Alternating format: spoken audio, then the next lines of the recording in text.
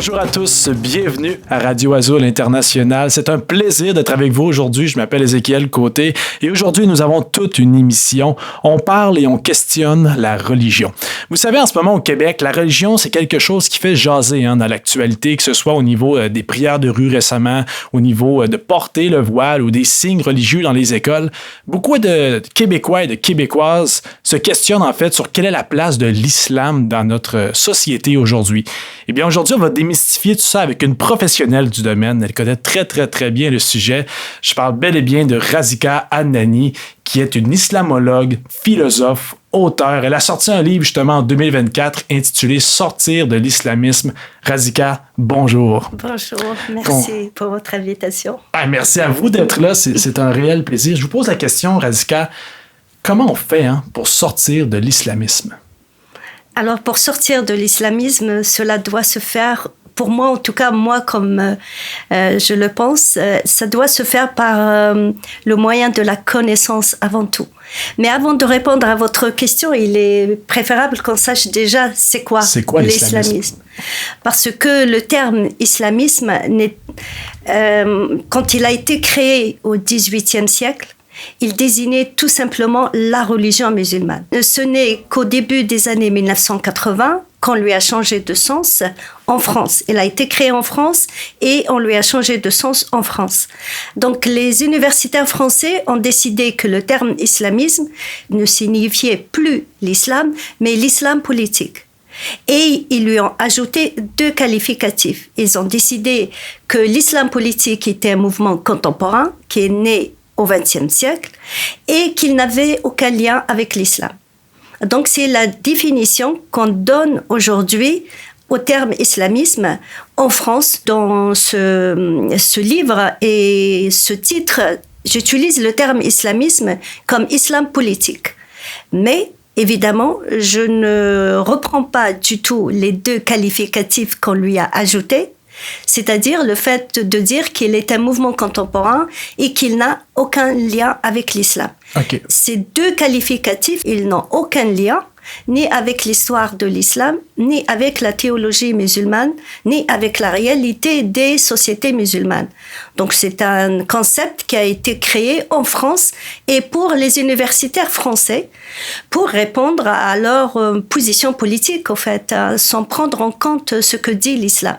Donc dans le livre, j'explique pourquoi ce terme tel qu'il est défini en France est une falsification de la réalité de l'islam et des sociétés musulmanes, mais je l'utilise dans le sens de l'islam politique et de dire comment on peut sortir de l'islam politique avec tous les problèmes que cet islam politique peut engendrer. Donc l'islamisme, c'est l'islam, mais en plus fanatique. Les gens qui sont fanatiques ou extrémistes, comme on pourrait dire, c'est des gens qui sont dans l'islamisme.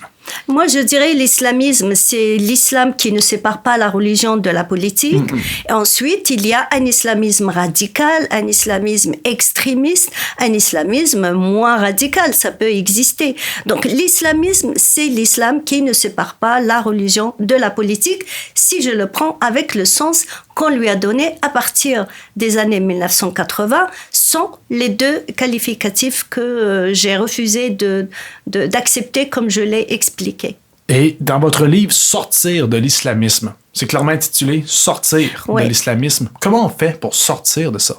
Donc, pour sortir de l'islamisme, c'est sortir de l'islam politique, mais je pense aussi sortir de ce concept tel qu'on l'a défini en France. Il est impératif de sortir de ce concept qui est complètement faux. C'est-à-dire celui qui dit que l'islamisme, c'est l'islam politique, mais qui est né au XXe siècle avec les frères musulmans et qui n'a rien à voir avec l'islam. Il faut sortir aussi de cette définition parce qu'elle est fausse. Maintenant, comment sortir de l'islam politique, avec tous les problèmes qu'il peut engendrer, eh bien, il faut faire un travail au sein de l'islam. Quelles que soient les solutions qu'on donne, ou qu'on essaye de trouver sur le plan politique, social, elles seront toujours fragiles si l'islam en lui-même, à l'intérieur, il n'a pas fait son travail. Les religions doivent faire leur travail de l'intérieur. Le christianisme, notamment l'Église catholique, a fait son travail. Et pourquoi pas l'islam? Il doit lui aussi faire son travail au sein de l'islam. Et ce travail, c'est aux musulmans de le faire, évidemment, parce que c'est leur religion. Ce que je demande aux autres, c'est de ne pas créer des obstacles qui empêchent les musulmans d'aller vers ce travail, de faire le travail. Comme ce concept de l'islamisme, qui est un obstacle, qui rentre dans les obstacles qui ont empêché la réforme de l'islam de se faire, ce travail de se faire, parce qu'il a commencé à se faire ce travail au sein de l'islam au début du XXe siècle dans les pays musulmans. Cette réforme de l'islam a échoué à cause de la riposte des conservateurs, et en Occident, je dis que ce concept tel qu'il a été fait et forgé en France a participé à l'échec de cette réforme de l'islam. Et il existe des gens qui sont contents d'être dans l'islamisme, qui sont contents d'être du côté politique de la religion. Est-ce que vous croyez à ça, vous, qu'il y a des gens qui sont bien là-dedans? Est-ce qu'il y a des gens qui sont contents d'être dans l'islam politique, c'est ça? Évidemment, l'islam politique est un moyen pour faire de la politique et pour arriver au pouvoir. Donc, il y a des gens qui sont plus dans la politique que dans la religion. Il y a d'autres qui sont dans la religion sans la séparer de la politique. Je parle de l'islam. Il y a ceux, je pense, qui sont rares aujourd'hui, qui essayent de rester dans le domaine spirituel seulement. Ceux qui utilisent la religion dans le domaine politique, oui, il y en a beaucoup même, dans les sociétés musulmanes et en Occident. Mais du côté des femmes, vous en parlez justement dans votre livre, ça, vous n'y croyez pas vraiment que des femmes sont heureuses là-dedans. C'est plus, ils sont soumises. Les femmes, elles font partie de la société. Donc, quand il y a un mouvement ou une idée qui domine dans une société, les femmes, elles font partie de la société, oui. Elles sont touchées de la même manière. Oui. Donc, aujourd'hui, si on regarde vers les sociétés musulmanes ou les communautés musulmanes où il y a un retour au conservatisme religieux, évidemment, les femmes sont directement touchées par ce phénomène. Elles sont davantage touchées parce qu'elles sont plus ciblées par les islamistes, ceux qui ne veulent pas séparer l'islam de sa dimension politique. Elles sont plus ciblées car ils les utilisent. Pour eux, l'islamisme est un patriarcat. Il ne peut pas exister sans soumettre les femmes. Donc, il a besoin de soumettre les femmes pour exister. Et il a besoin de soumettre les femmes pour soumettre les hommes. C'est ce que je dis dans l'ouvrage. C'est une très belle phrase. Vous dites en fait que les hommes sont soumis sans le savoir. En fait, en soumettant les femmes, les hommes sont soumis aussi. Oui, qu'est-ce que vous voulez dire par là? Les hommes acceptent de se soumettre parce que dans l'islam politique, eux aussi, ils perdent leur liberté. Mais ils acceptent, étant donné que l'islam politique, il fait d'eux les maîtres des femmes. Donc, en quelque sorte, ils ont une contrepartie à leur soumission. C'est celle de la soumission des femmes aux hommes. C'est ce que je dis dans l'ouvrage, même s'il perd toute sa liberté dehors, liberté politique, morale, sociale, mais quand il rentre à la maison, il est le maître, donc ça le console. C'est consoler l'homme de la perte de sa liberté en étant le maître de la femme. C'est de très belles paroles, ce que vous dites en ce moment. Pour vrai, c'est même nous ici, en tant que gens qui habitent dans l'Occident, c'est des paroles que parfois, on peut dire, mais on a toujours peur. On marche comme sur des œufs en ayant peur de se faire critiquer ou de se faire insulter parfois. Vous avez, vous prenez la parole en sortant des œuvres comme ça, en sortant des livres. Est-ce que des fois, vous craignez pour votre sécurité? Aujourd'hui, dans tous les domaines, au fait, il y a des gens qui sont pas la religion musulmane seulement. Donc, il y a beaucoup de sujets. Dès qu'on essaye de donner son avis librement, on reçoit des messages et des menaces. L'islam en particulier. Mais je pense que cela n'aide pas les musulmans en premier. Si on n'essaye pas de changer les choses, cela n'aide pas les musulmans. Beaucoup de gens, certains journalistes me l'ont dit à moi, que si vous portez un regard critique sur l'islam, cela va être l'extrême droite va l'utiliser contre les musulmans, etc. En fait, pour moi, ces gens-là ne voient pas très loin devant eux. Parce que sans ce travail au sein de l'islam, eh bien, les musulmans vont rester enfermés dans leur religion telle qu'elle est traditionnelle, je dirais, dans sa façon archaïque, si on n'essaye pas de la faire évoluer de l'intérieur. Eh bien, pour l'extrême droite, ce sera un moyen pour attaquer davantage l'islam. Je pense que ne pas faire ce travail, en réalité, c'est là où on est de l'extrême droite qui, ici, on peut dire qu'elle est contre l'existence de l'islam en Occident. C'est vrai. Et justement, vous dites souvent que l'Occident, en 2025, n'est plus capable de défendre ses valeurs comme avant on le faisait. Pourquoi vous dites ça? Il y a un mouvement en Occident, d'ailleurs ceux qui ont créé le concept de l'islamisme tel qu'ils l'ont défini font partie de ces gens-là. Ils ont ce que j'appelle le souci du politiquement correct et ils pensent qu'en étant très gentil avec les musulmans, en leur disant « restez comme vous êtes, la femme laissez-la porter le voile, tout est bien, on ne change rien ». Ils pensent que de cette manière-là, ils aident les musulmans. En réalité, ils ne les aident pas. C'est une manière de... Moi, je pense que dans leur esprit, un musulman ne peut pas changer, donc on le laisse tel qu'il est. C'est vraiment ainsi que c'est un regard plutôt négatif, si on l'analyse vraiment. Un musulman, il peut changer, il peut discuter sa religion, et dans l'histoire de l'islam, il y a eu une pensée musulmane très, très, très, très riche. Quand je dis pensée musulmane, on peut traduire ça par théologie, qui a touché à des questions théologiques très intéressantes, très profondes, qu'aujourd'hui, on n'arrive plus à les poser, comme si aujourd'hui, un musulman ne peut plus poser ce genre de questions. Donc, il y a un discours fanatique, fondamentaliste, littéraliste, traditionnaliste qui a mis la main sur la mainmise sur l'islam. Il y a en Occident ceux qui les aident dans cette entreprise, hein, même s'ils sont pas amis, mais l'objectif final c'est le même. Ne pas questionner l'islam, les musulmans restent tels qu'ils sont. Donc les deux mouvements pour moi ne sont pas dans l'intérêt ni de l'islam, ni des musulmans, ni des musulmans dans leur relation avec les autres. Parce que quand on vit avec les autres, il faut aussi penser aux autres. Ben oui, exactement. Sinon, on ne peut pas vivre avec eux. Exactement. Et donc, on doit penser aux autres parce qu'on vit avec eux et on a la responsabilité de penser la religion musulmane parce qu'on a un sentiment aussi de responsabilité envers les autres et envers l'humanité tout entière. Et il y a des choses que les premiers musulmans les ont appliquées, les ont considérées comme faisant partie de l'islam. Aujourd'hui, elles ne s'accordent plus avec notre époque, avec notre façon de voir les choses, avec la relation que nous devons entretenir avec l'autre. Et vous parlez justement de, lorsqu'on vit à quelque part, réussir à partager nos valeurs et nos vies avec les gens. Ici au Québec, je ne sais pas si vous avez vu ça, mais il y a ce qu'on appelle les prières de rue. Hein, c'est des gens qui vont prier, des gens musulmans qui vont prier devant des lieux chrétiens. Qu'est-ce que vous pensez de cette situation? Parce que ça fait beaucoup jaser en ce moment dans les médias et ça divise un peu le monde en deux. Hein. Il y a des gens qui se disent ben voyons, on ne peut pas juger ça, c'est la religion. Mais il y a d'autres personnes qui disent hey, nous, si on va, par exemple, en Arabie Saoudite et on décide d'aller prier devant un lieu qui est musulman, ça ne fonctionnerait pas, hein? Je pense que un musulman doit prier à la maison ou à la mosquée. Okay. Ce sont les deux lieux où un musulman doit prier.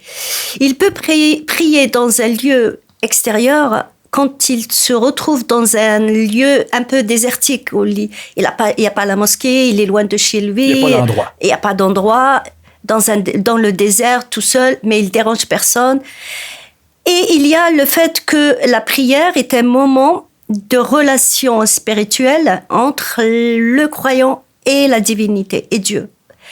C'est un moment où la personne se détache totalement des affaires du monde d'ici-bas. Et de tout ce qui peut le gêner aussi dans sa prière. Il doit être tranquille, serein, complètement dans sa prière. Ce que exige la prière comme cet état psychologique, eh bien, faire la prière dans la rue, je pense que ce n'est pas possible. Donc, faire la prière dans la rue, ce n'est pas de la prière, ce n'est pas faire de la prière. Faire de la prière dans la rue, dans des lieux publics où les gens passent, ou aller faire la prière devant un autre lieu de culte d'une autre communauté, moi, je l'appelle de l'exhibitionnisme religieux ou un acte politique. Ça n'a rien à voir avec la prière. Donc, ces gens-là ne font pas de la prière. Ils font de la politique, ils font de l'exhibitionnisme religieux. Donc, si nous, on cesse de l'appeler faire de la prière, ce sera mieux. Ils ne font pas de la prière.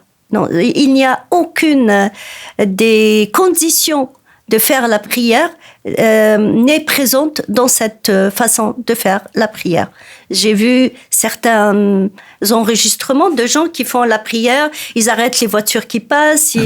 Ce n'est pas de la prière, c'est s'imposer. C'est un acte politique et un exhibitionnisme religieux, c'est comme ça que je l'appelle. Et vous parlez souvent de réforme de l'islam. Pensez-vous que ça pourrait être une façon de fonctionner, de réformer l'islam pour arrêter justement des actes comme les prières de rue? Les prières de rue ne fait pas partie de l'islam. L'islam n'a jamais dit aux musulmans « allez-y faire la prière dans la rue et causer des problèmes aux autres gens ». Au contraire, il faut normalement respecter les gens dans leur... mais il y a ceux qui sont dans l'acte politique. Eh bien, ceux-là, oui, ils pensent que cette façon de faire va les aider à s'imposer plus. Et moi, je parle de la réforme de l'islam déjà il y a plusieurs années maintenant. Est-ce que cette réforme est nécessaire? Est-ce qu'elle est possible? Comment elle doit se faire? Évidemment, elle est nécessaire. Est-ce que c'est possible? Elle est nécessaire d'abord parce que quand on parle de l'islam, ce n'est pas que le Coran. Mm-hmm. Le Coran, lui seul, ne constitue pas l'islam. Okay. C'est le livre fondateur de l'islam. À partir du Coran, les musulmans ont construit plein de choses. Les commentaires, le droit, la théologie, la méthodologie qu'ils ont utilisée. Donc, ils ont fait tout ce travail que j'appelle le travail fait autour du Coran. Donc, il y a eu tout ce travail qui a été fait par les musulmans. Les musulmans des premiers siècles de l'islam. Et selon leur compréhension des textes, selon leur culture, selon leur valeur psychologique, valeur morale, c'était tout à fait normal. Un commentateur est un être humain qui est ancré dans son époque, dans sa société. Aujourd'hui, on est au XXIe siècle. Vous pensez les musulmans doivent encore suivre la lecture et le travail des hommes qui a été fait il y a des siècles? C'est là où se pose le problème. Oui. Le conservatisme, le traditionnalisme refusent de refaire ce travail. Alors qu'il doit être refait, il a commencé à être refait par beaucoup d'intellectuels musulmans. Il y a évidemment de la résistance de la part des conservateurs, mais on ne peut pas dire qu'il ne peut pas se faire, car on ne peut pas dire qu'un travail qui a été fait par l'être humain ne peut pas être refait par l'être humain. Sauf si l'être humain lui-même devient égal à Dieu.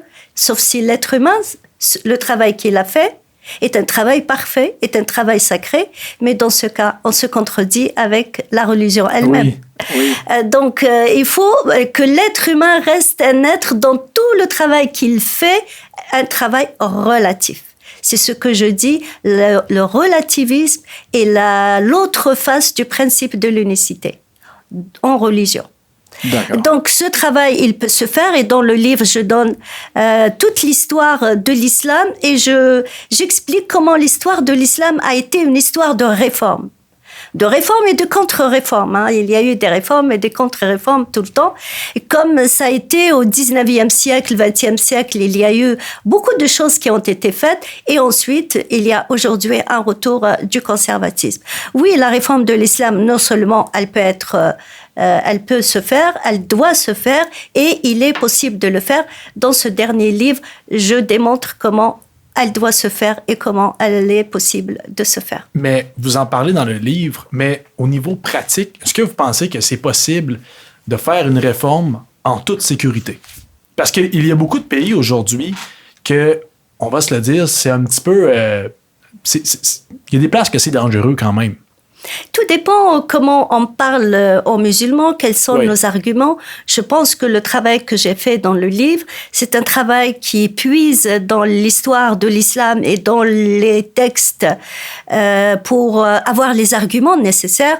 Je pense qu'un musulman, quand il est de bonne foi, quand il n'est pas dans un combat politique où il ferme toute possibilité de dialogue, un autre musulman, je pense qu'il est non seulement capable d'écouter, mais beaucoup aujourd'hui sont à la recherche de ce nouveau discours. Ce nouveau discours. Énormément de jeunes dans les pays musulmans veulent un autre islam, si on peut dire comme ça, en tout cas un autre discours au sujet de l'islam. Et aujourd'hui, vous êtes une des seules femmes qui parlait en public comme ça de l'islam et de l'islamisme politique. Pourquoi êtes-vous si peu à prendre parole en public de ce sujet? Je ne suis pas la seule femme, j'ai l'impression que pratiquement la seule tout court. Ben, c'est ça, exact. Oui, d'ailleurs, je parle de ça. J'ai dit tout à l'heure que dans les sociétés musulmanes, dans le monde musulman, il y a eu un mouvement de réforme qui a commencé à se mettre en place dans le domaine de l'islam, évidemment. On est au début du XXe siècle notamment. Il a été cassé par les conservateurs qui ont riposté, qui ont profité de l'argent des wahhabites, l'argent du pétrole, qui ont profité aussi des événements géopolitiques du monde pour s'imposer, pour étouffer la modernisation des sociétés musulmanes et la modernisation de l'islam comme religion. Et une grande partie de ces penseurs, ils sont partis en Occident pour continuer de réfléchir librement au sujet de l'islam. On peut ne pas être d'accord avec ce qu'ils disent dans les détails, mais l'important, c'est qu'ils étaient dans une posture de réflexion pour ce qu'ils appelaient à l'époque un islam des Lumières, donc un nouveau islam. Parce que moi, dans la réforme à laquelle j'appelle, c'est une réforme qui crée du nouveau en islam. Donc, ils étaient dans cette démarche de créer du nouveau en islam, toujours sur les mêmes textes coraniques. Eh bien, aujourd'hui, cette pensée-là, les gens qui portaient cette pensée-là, et je vous parle des années 1990-2000, aujourd'hui, cette pensée-là est en recul net. Et je parle de la France d'une manière particulière où je vis. Okay. Elle est dans un recul net.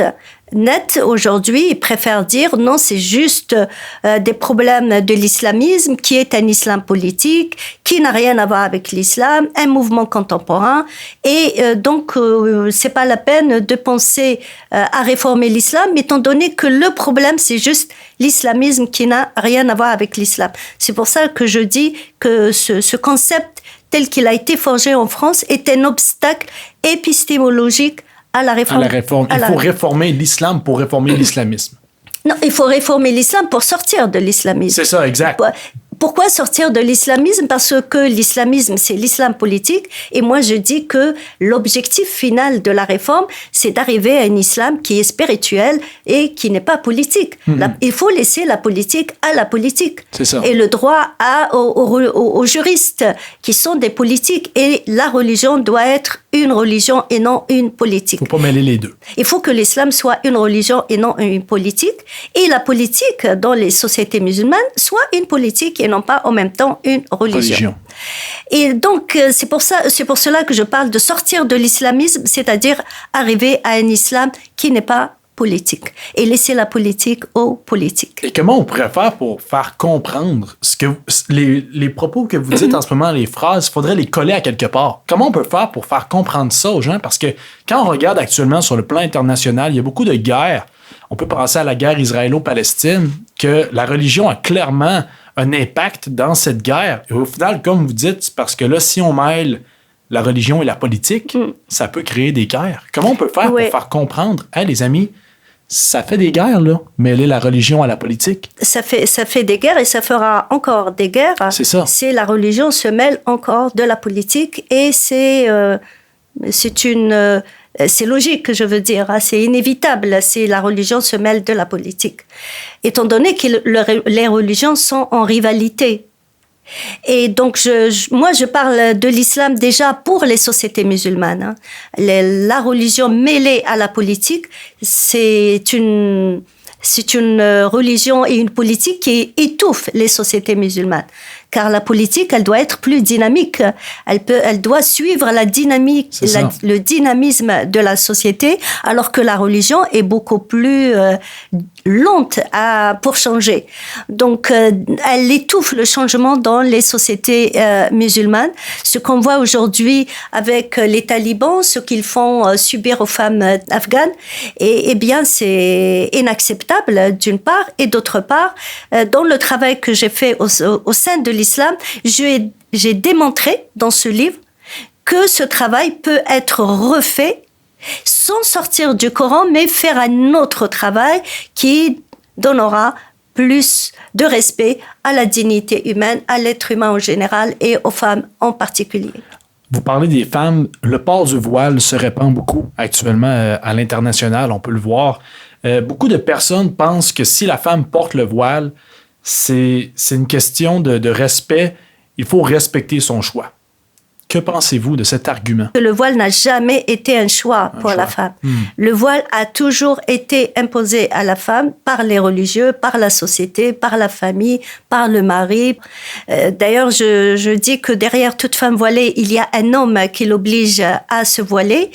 Et dans l'histoire du voile, le voile a été créé, inventé bien avant l'avènement de l'islam. Il est connu.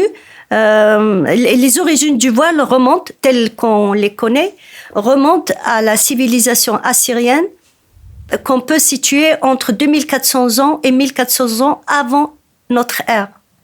Il a été créé pour distinguer les femmes que les hommes devaient respecter dans l'espace public des autres femmes qu'ils pouvaient agresser dans l'espace public. Agresser directement. Ah oui. Les femmes prostituées, les femmes esclaves, comme ça, les hommes, parce que les femmes prostituées et esclaves n'avaient pas le droit de porter le voile. Il n'y avait que les autres qui avaient le droit de le porter. Celles que les musulmans, les hommes devaient respecter. Les autres, elles ne devaient pas le porter, elles n'avaient pas le droit de le porter pour qu'on les distingue, pour les hommes puissent les agresser plus facilement. Donc, à cette époque, c'était vu comme un peu un privilège avoir la voile, c'était quelque chose qui nous protégeait. Et il protégeait certaines femmes et il livrait les autres à la violence des hommes. Et donc, le voile, déjà, son histoire pose problème. Parce que le voile, dans ce cas-là, c'est une pratique de discrimination, non seulement des femmes par rapport aux hommes, mais des femmes entre elles. Et c'est une pratique qui légitime la violence.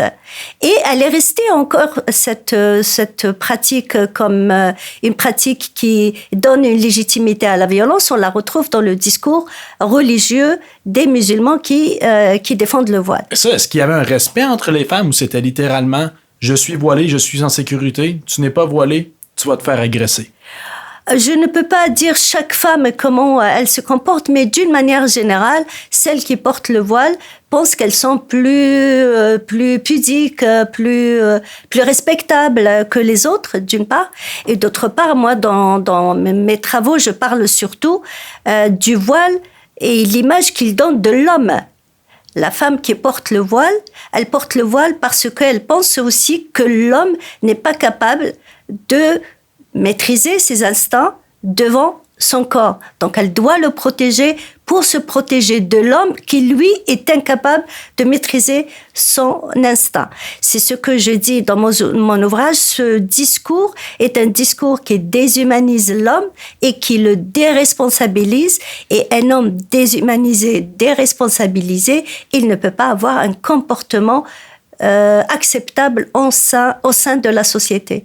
Donc, je critique ce discours du voile qui est un discours néfaste pour la femme, pour la société et pour l'homme en particulier. Et est-ce que c'est peu importe le voile selon vous? Parce qu'il y a différents types de voiles. Oui. Est-ce que c'est peu importe le voile, ce discours-là? Oui, peu importe. L'important, c'est le message qu'il transmet. OK. Ce qu'il dit et pourquoi je le porte. Si je le porte parce que je pense que l'homme qui est en face de moi est incapable d'être correct avec moi, eh bien, pour moi, c'est une insulte pour cet homme. Oui. Donc, oui, c'est le message qu'il transmet, et peu importe la manière avec laquelle on le porte. Et comment on pourrait faire comprendre ça à des femmes qui sont peut-être plus jeunes, qui ont grandi dans une culture qui leur ont toujours dit « faut que tu portes le voile ». Pour eux, c'est normal de le porter. Il faut la connaissance, c'est ce que je dis dans le livre. Je dis il faut l'arme de la connaissance. Elle doit s'armer de la connaissance. De la connaissance. Et ce livre, je l'ai écrit comme un manuel où toute personne peut trouver l'arme de la connaissance qu'elle cherche pour justement faire face à ce discours. D'accord. Et dans votre ouvrage, vous mettez en lien l'islamisme et la soumission des femmes. Oui. Est-ce que c'est possible d'être dans l'islamisme, associer l'islam à la politique, sans nécessairement faire de la soumission avec les femmes? Logiquement, oui. OK. Parce qu'il y a un islamisme qui n'est pas radical, il y a un islamisme qui est radical. L'islamisme, il peut ne pas être radical, il peut avoir quelques notions modernes, mais il reste toujours un islamisme tant qu'il se mêle de la politique. C'est ça. Parce que le caractère de l'islamisme, c'est de mélanger la religion et la politique. Mais si, en plus de cette mélange entre la religion et la politique, on est dans une pratique traditionnaliste archaïque, le problème se pose davantage.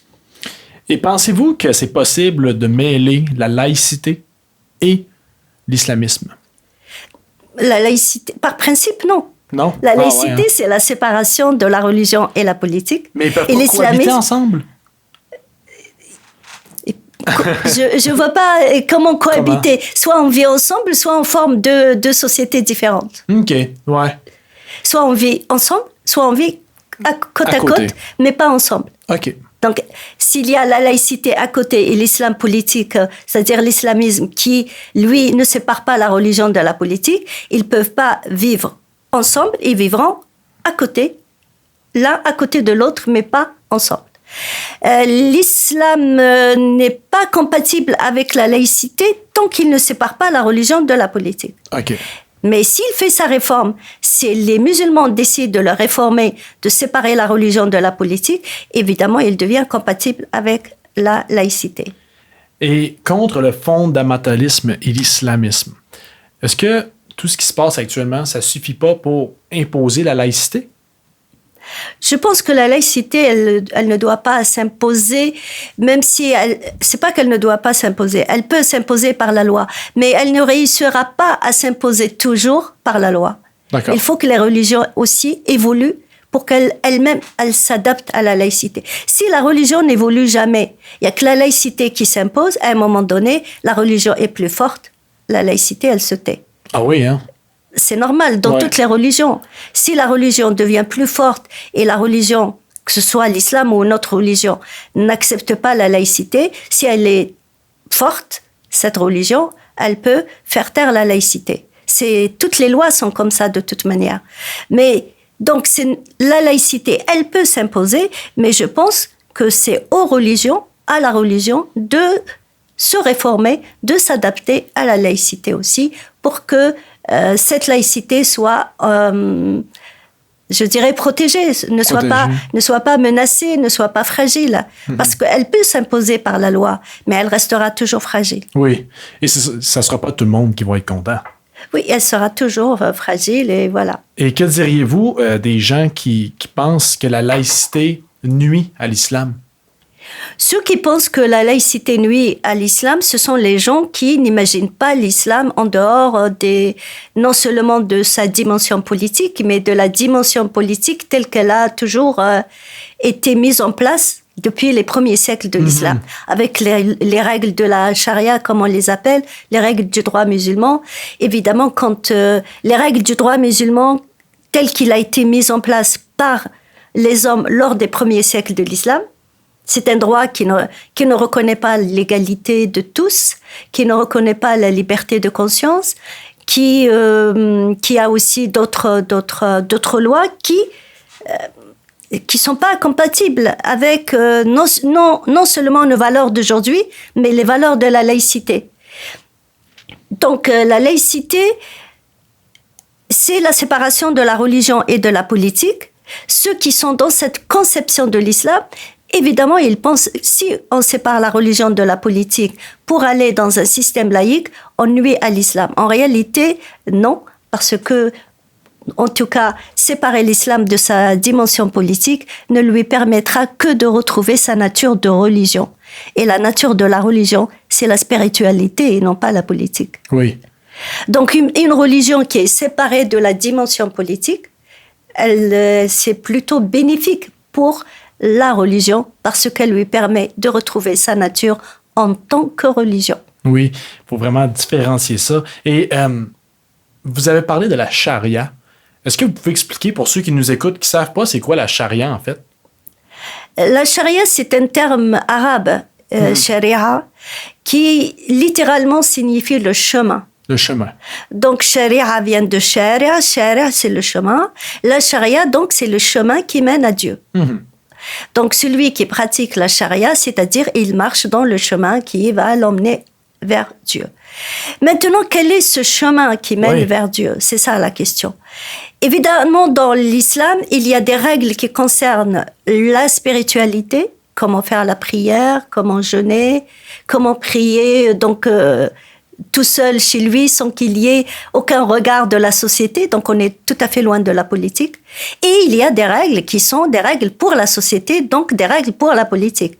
Toute organisation sociale est une organisation politique. Donc la charia telle qu'elle a été mise en place par les musulmans et telle qu'elle a été définie par les musulmans lors des premiers siècles de l'islam, elle comporte toutes les règles spirituelles et juridiques de l'islam.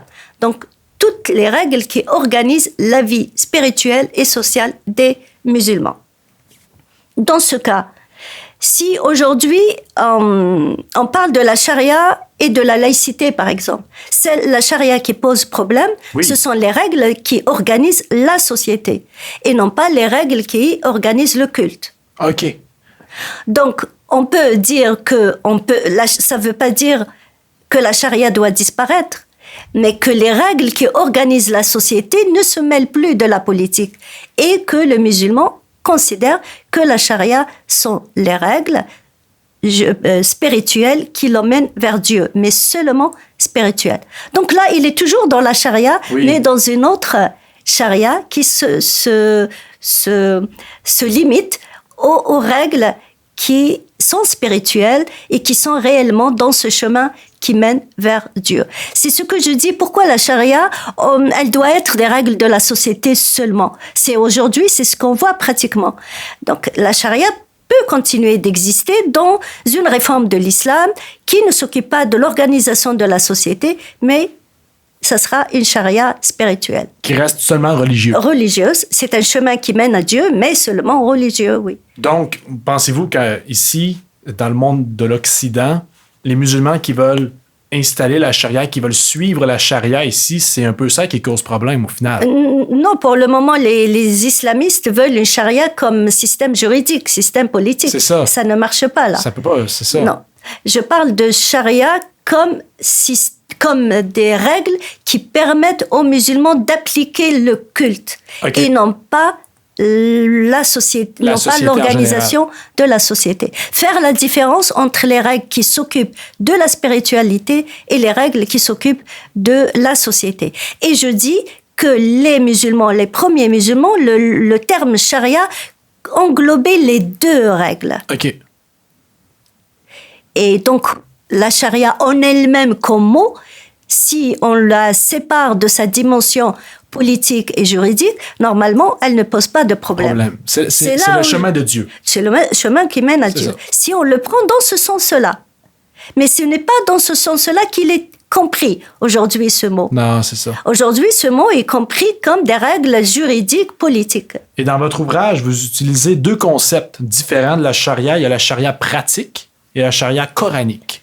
C'est quoi la différence entre les deux?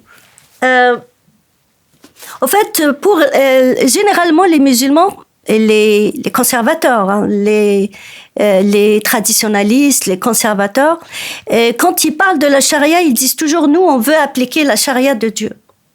Déjà, ils désignent toujours les règles juridiques et politiques et ils annoncent qu'ils veulent appliquer la charia de Dieu. Mais il n'y a pas un être humain qui applique la charia de Dieu. Les êtres humains appliquent la charia qu'ils pensent être la charia de Dieu. La charia qu'ils ont, selon ce qu'ils ont compris des textes coraniques. Ils ne peuvent pas appliquer directement les textes coraniques. On applique ce qu'on a compris des textes coraniques. Car le texte coranique, comme tous les textes religieux, doit passer par la compréhension humaine.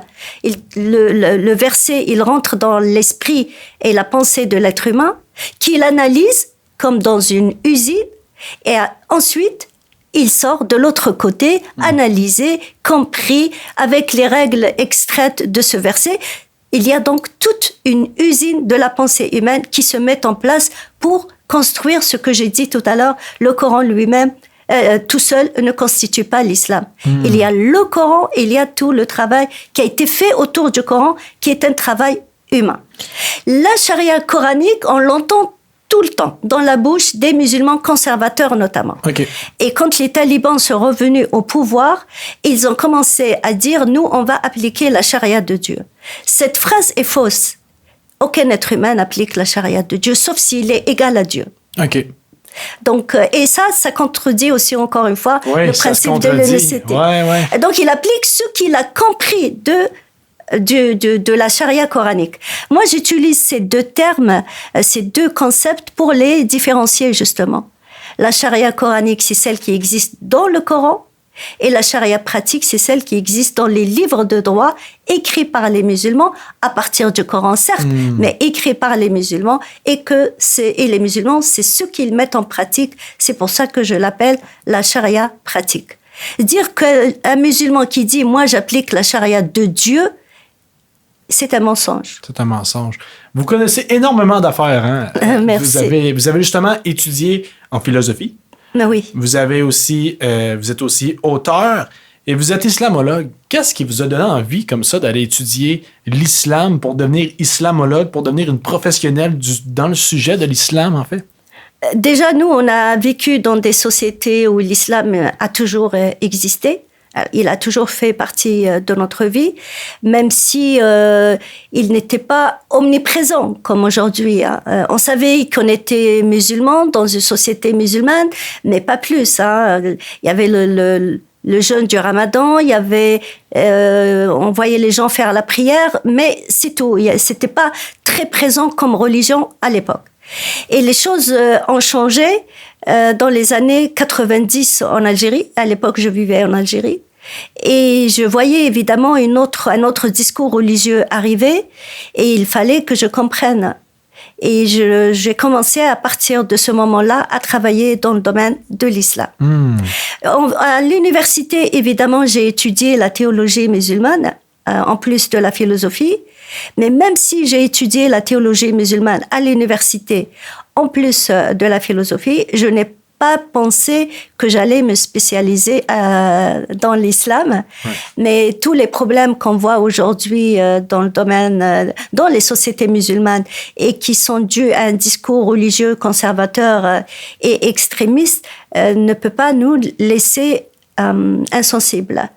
Et quand j'ai commencé à travailler dans le domaine de l'islam, c'était surtout pour que moi, je comprenne et que je ne prends pas le discours qu'on me dit sans réflexion. Mais après, j'ai décidé de partager mes connaissances avec les autres en écrivant des livres et des articles. Justement, en écrivant des livres, ça prend beaucoup de connaissances. Comme vous les avez, ces connaissances-là, vous avez pu écrire des livres. Ici, on en a 3 avec nous. Nous avons le fameux Sortir de l'islamisme, sorti en 2024. Quel problème, les défis de la réforme, qui est le livre bleu, ainsi que le nécessaire réconciliation, qui est du côté du livre orange-brun, comme on pourrait dire. Mettons, quelqu'un qui est à la maison, qui se dit « Hey, je veux me renseigner, je veux lire les œuvres de Razika Anani ». est-ce qu'il y a un ordre qu'il faut les lire en premier? 1, 2, 3. Qu'est-ce que vous diriez à quelqu'un qui veut se renseigner sur votre écriture? En fait, il peut lire directement Sortir de l'islamisme, OK. parce que même ce que je dis dans Islam, quel problème, les défis de la réforme, je résume un peu les idées principales dans Sortir de l'islamisme pour que la personne puisse faire le lien. Mais l'islam, quel problème, les défis de la réforme, il va dans les détails pour expliquer exactement la pensée musulmane, comment elle a évolué et comment on est arrivé à cela. Il est où le problème? Où le problème a existé pour que l'islam arrive à cette vision, pas vision, mais version conservatrice, littéraliste. Et tout ce travail, je le fais dans ce livre Islam, quel problème et les défis de la réforme. Je l'explique d'une manière très, très, très facile, hein, où je présente les théories principales, leur influence et comment elles se sont construites et comment ce sont les êtres humains qui les ont construites. D'accord. Et je les critique. Et j'explique comment il faut aller vers une réforme de l'islam. Et dans le livre bleu, j'ai expliqué de quelle réforme il s'agit d'abord, parce que beaucoup parlent de la réforme de l'islam. Mais de quelle réforme s'agit-il? Moi, je dis que c'est une réforme qui est orientée vers l'avenir, qui crée du nouveau, qui se libère de l'épistémologie des anciens. Et donc, chacun peut choisir le livre qu'il voudrait lire. Radhika Adnani, merci beaucoup. Merci à vous. Merci pour votre invitation. Mais merci à vous de vous être déplacé. Hein? Vous êtes parti de la France. Vous m'avez mentionné tantôt que le décalage horaire, il rentre dans le corps. Ça a été un plaisir, pour vrai, de vous avoir avec nous. Merci vous êtes une vous. femme extraordinaire qui a beaucoup de mérite. Les mots que vous dites sont très importants pour la jeune génération, je dirais, surtout du côté des femmes, parce que ça peut être parfois difficile. Qu'est-ce que vous pourriez dire à la caméra à une jeune femme ou un jeune homme même qui se sent prisonnier dans cette religion-là, qui aimerait peut-être quitter l'islamisme ou ne sait pas comment en fait faire? Qu'est-ce que vous pourriez dire à cette personne-là? Chacun doit être capable d'aller vous voir dans les textes, dans les livres, lire, se renseigner et acquérir cette connaissance nécessaire pour se libérer intellectuellement et psychologiquement. Donc, il faut faire ce travail et non pas répéter ce qu'on nous dit tout le temps. Merci beaucoup, Radhika. Ça a été un plaisir. Merci à vous aussi d'avoir écouté Radio Azul International. Mon nom est Ézéchiel Côté. Ce fut un plaisir. Et si vous avez aimé cette entrevue, il y en a plein. Hein? Rendez-vous directement sur le site web Radio Azul International. Il y en a plein. Les réseaux sociaux aussi. Allez, regardez ça. On continue d'être sur les réseaux, que ce soit TikTok, Facebook ou Instagram. Radio Azul International. On est là. Ce fut un plaisir. On se dit à la prochaine. Au revoir.